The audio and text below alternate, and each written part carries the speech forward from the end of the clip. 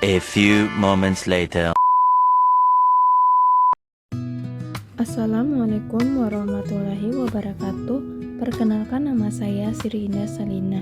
Pada kesempatan ini saya akan mempresentasikan materi mengenai obat sistem saraf otonom yang meliputi simpatis dan parasimpatis, penggolongan, mekanisme kerja, serta contoh obatnya.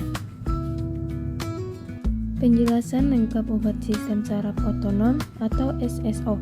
1. Pengertian sistem saraf otonom. Sistem saraf otonom adalah bagian dari sistem saraf yang bekerja secara otomatis tanpa disadari oleh manusia. Sistem ini mengatur berbagai fungsi vital tubuh seperti denyut jantung, tekanan darah, pernapasan, pencernaan, sekresi kelenjar, hingga diameter pupil mata. SSO memiliki peran penting dalam menjaga keseimbangan tubuh, yaitu kondisi di mana tubuh tetap stabil meskipun terjadi perubahan lingkungan. Secara umum, SSO terbagi menjadi dua bagian utama, yaitu sistem saraf simpatis, sistem saraf parasimpatis. Kedua sistem ini bekerja berlawanan tetapi saling melengkapi sehingga tubuh dapat beradaptasi dengan berbagai kondisi.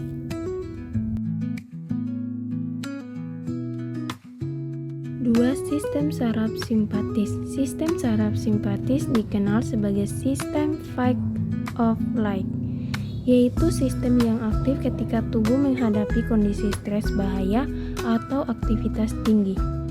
Fungsi utama sistem simpatis meningkatkan denyut jantung, meningkatkan tekanan darah, melebarkan bronkus atau mempermudah pernapasan, menghambat sistem pencernaan, melebarkan pupil mata. Neurotransmitter utama norepinefrin atau noradrenalin, epinefrin atau adrenalin. 3. Sistem saraf parasimpatis. Sistem parasimpatis dikenal sebagai sistem rest and rest, yaitu sistem yang aktif saat tubuh dalam kondisi istirahat. Fungsi utama sistem parasimpatis menurunkan denyut jantung, merangsang sistem pencernaan, meningkatkan sekresi kelenjar, menyempitkan pupil. Neurotransmitter utama asetilkolin. Penggolongan obat SSO. Obat-obatan yang bekerja pada sistem saraf otonom dibagi menjadi 4 golongan utama, yaitu A. Simpatomimetik. Pengertian: obat simpatomimetik adalah obat yang meniru atau meningkatkan kerja sistem saraf simpatis. Obat ini digunakan pada kondisi di mana tubuh membutuhkan respon cepat seperti asma, shock, dan henti jantung. Mekanisme kerja: obat ini bekerja dengan cara 1. Merangsang langsung reseptor adrenergik A dan B. 2. Atau meningkatkan pelepasan norepinefrin. Reseptor yang dipengaruhi reseptor A alfa, yaitu menyebabkan vasokonstriksi atau penyempitan pembuluh darah. Reseptor B1 meningkatkan denyut dan kekuatan jantung. Reseptor B2 melebar bronkus.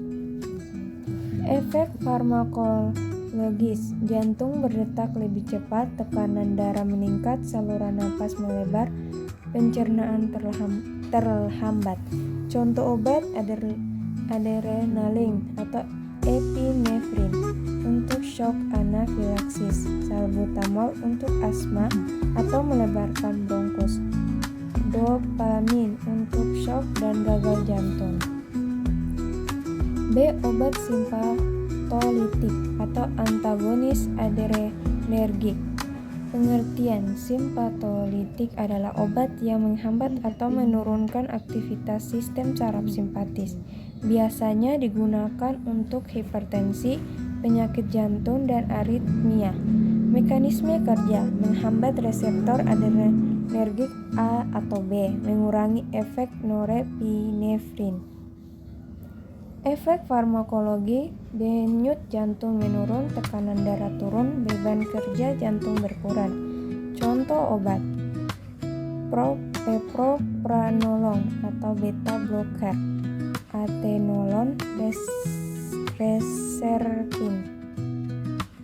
C. Obat parasimpatomimetik.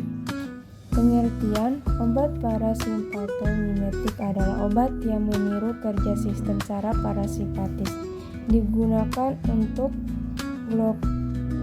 glaukoma, gangguan saluran kemih, myasthenia gravis. Mekanisme kerja: merangsang reseptor kolinergik, meningkatkan aktivitas asetilkolin, menghambat enzim asetikolinesterase pada beberapa obat. Efek farmakologi: denyut jantung menurun, pencernaan meningkat, sekresi kelenjar meningkat, pupil menyempit. Contoh obat: pilokarpin untuk glaukoma, neostigmin untuk myasthenia gravis, betanekol untuk retensi urin. D. Obat parasimpatolik antagonis kolinergik. Pengertian: obat parasimpatolitik adalah obat yang menghambat kerja sistem saraf parasimpatis. Mekanisme kerja: menghambat reseptor muskarinik, mengurangi efek asetilkolin.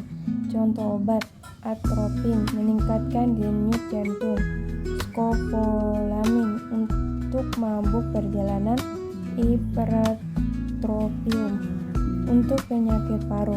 Efek farmakologis: denyut jantung meningkat, sekresi berkurang, mulut kering, bronkus melebar, pupil melebar.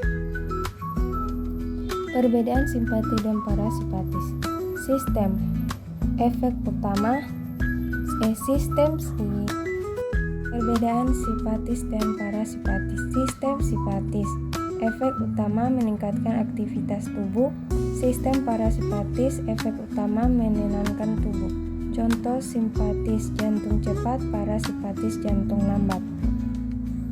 Kesimpulan: sistem saraf otonom mengatur fungsi tubuh secara otomatis, terdiri dari simpatis dan parasimpatis yang bekerja berlawanan. Obat SSO dibagi menjadi 4 golongan utama, yaitu simpatomimetik, 2 simpatolitik, 3 parasimpatomimetik, 4 parasimpatolitik. Setiap golongan memiliki mekanisme kerja dan efek yang berbeda.